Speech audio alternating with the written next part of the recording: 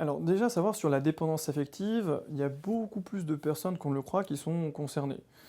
Ça c'est juste mon avis personnel, je pense qu'un bon 80% de la population est concernée directement ou indirectement par la dépendance affective. Alors pas forcément à des niveaux qui peuvent être très gênants, mais ça impacte toutes les relations. Ma relation amoureuse, ma relation avec mes enfants, ma relation avec mes parents, mes relations au travail par exemple. Dans ma relation amoureuse, ça peut être aussi bien des jeux de pouvoir qu'il peut y avoir à différents niveaux. On peut aller jusqu'à des relations toxiques, comme avec les pervers narcissiques ou ce genre de choses-là. Ça peut être ce genre de choses-là, ou tout simplement je ne supporte pas l'absence de l'autre.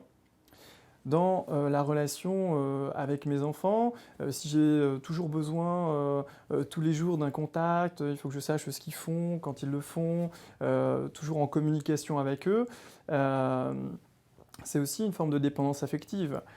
Pour les enfants, si mes parents justement ont ce besoin de communiquer tout le temps et ont tendance à m'étouffer, c'est vécu de l'autre côté, c'est de la dépendance affective. Sur le lieu de travail, si j'ai déjà beaucoup de travail et que mon supérieur m'en donne sans cesse et que je ne sais pas lui dire non, c'est aussi une forme de dépendance affective. Donc il y a énormément de cas, énormément de personnes, on est énormément concerné par cette problématique des dépendances affectives.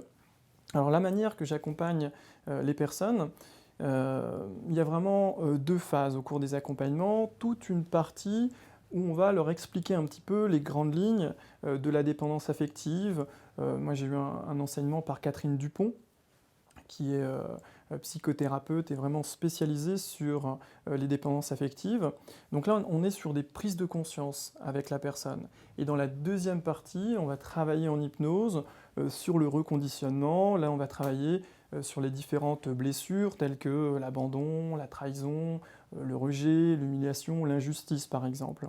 Si vous voulez explorer un petit peu plus le sujet, je vous recommande vraiment le livre de Catherine Dupont, Renoncer à la dépendance affective, qui est vraiment un très bon support.